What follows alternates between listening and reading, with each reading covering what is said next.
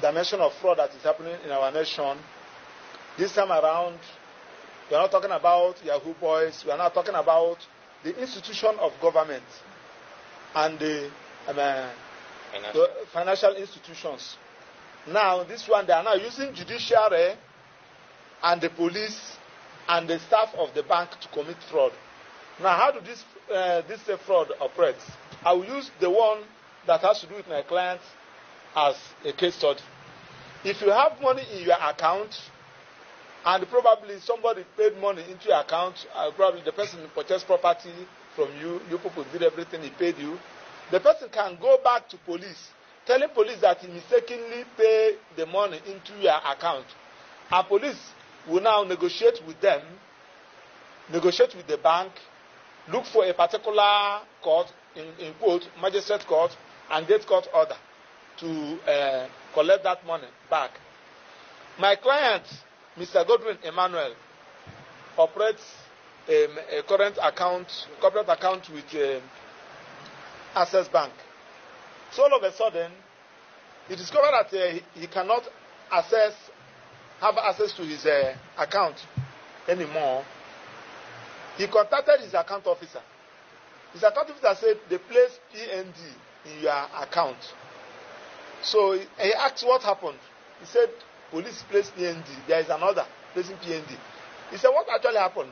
He said, I don't know. All his effort to know what actually transpired proves abortive. He decided to consult us, myself as a lawyer. I wrote to the bank, no response. So I decided to file action against the bank through originating processes, asking court to order the bank to lift that PND on his account.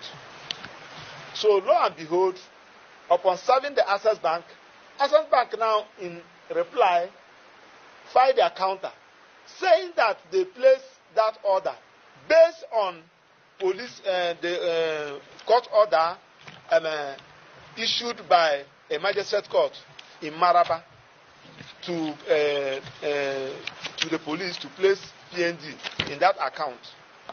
So when I saw the counter affidavit with the purported court order, I draw attention of my client. So when we carefully review the order, we discover that the account number which they use to place the PND is not our client's account number. That one is the first one. So, and we also discovered that they went to Maraba Magistrate Court to obtain that order via ex parte, through ex parte. And we know that when you have motion ex parte, you should get your motion on notice ready, so that when court granted it interim, you will now serve the other party to put them on notice, so that for you to hear the motion on notice. But that they never did. They obtained the purported court order on the 2nd of June. So when we received it, we now approach the court with a motion on notice. We serve the Access Bank, we serve the police. So when we went to the court, we argue our case. They were not in court, they did not file any counter. So after looking at our affidavit and our written submission, court and discovered that our affidavit was not challenged in any way, court set aside that order and they ordered Access Bank to allow our client to have access to his account. That was on the 2nd day of November. Now, on the following day, when the order was ready, that was on the 3rd, we mobilized the co-bailiff to go and serve Access Bank and serve the police. After serving Access Bank refused to comply with that order. So all our effort proves abortive, to an extent that I have to put a call to the lawyer representing them. So the lawyer said that I should send the order to him, which I did. He said that he has advised them. So we are looking for a way to commence contempt proceedings against the manager of Access Bank. So reaching on the 6th, our client now told me that they have lifted the PND and moved out 20 million naira from his account. So I said, what happened? I now contacted their lawyer again. Then I said, am I sure? I said, yes. Even my client has even shown me the transaction. He said, when there was a 20 million naira removed, I said it was removed on that day. That particular day, they lifted the PNG. So now we now discovered that these are syndicates. So when we served them that court order on the 3rd of November, the bank now started notify the police that so that the police should go and get another court order. So we learned that they moved around magistrate, all the magistrate courts. Nobody agreed to give them. They now went to Masaka Magistrate Court and bargained with the magistrate. And the magistrate now gave them the order. They did not disclose to the magistrate that there is a substantive suit.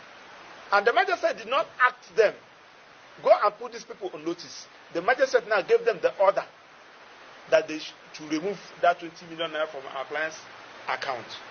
Now, upon receiving the order, Access Bank, being a party in the crime, complied immediately with the order, because that order was got on the 6th of November, and they complied with it immediately on that 6th. So they pulled out the 20 million naira. Now, what we are now hearing, though we have not confirmed, that is where the investigative journalism will now come in, because we have written a letter to ICPC, to ESCC, to CBN, to Attorney General Federation, to CJ Nasarawa State, to Chief Registrar Nasarawa State, to Director Magistrate Nasarawa. We are written to all and sundry, asking them to investigate this matter. That 20 million naira that left, to which account? Who are the beneficiaries? That is the starting point. Then, two, also, why should the lawyer to Access Bank now has also, when we raise the issue to the court, that the account they used to place PND in our client's account is was the wrong account number. It's not our client's account.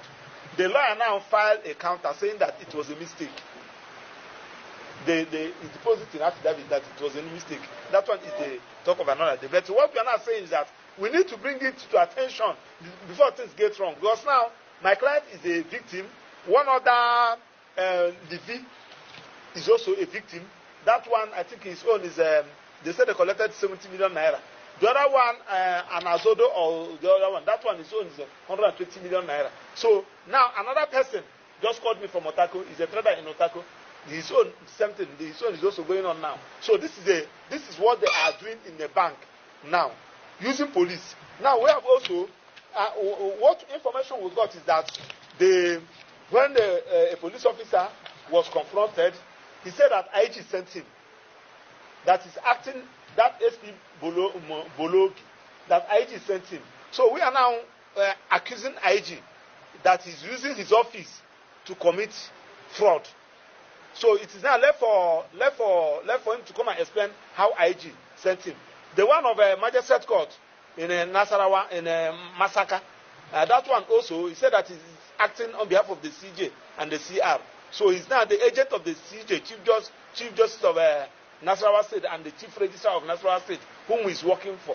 Probably is his agent. They are using him as a victim of fraud. So it is now left for them to come and explain. So that is our position. Now, why we are saying this thing is that it happens to these people now. If it happens to that Okada man in one village, probably he's 100,000 naira. Nobody will be there for him. So why these people was able to raise it is because they have the capacity to engage the services of a legal practitioner. So that's why we are asking that you people should ask question. What happened? How can an Access Bank, whose chairman is a legal practitioner, a senior advocate of Nigeria, will allow them to use an order containing a wrong account to defraud an innocent customer? So that is why we are here. Thank you for your audience.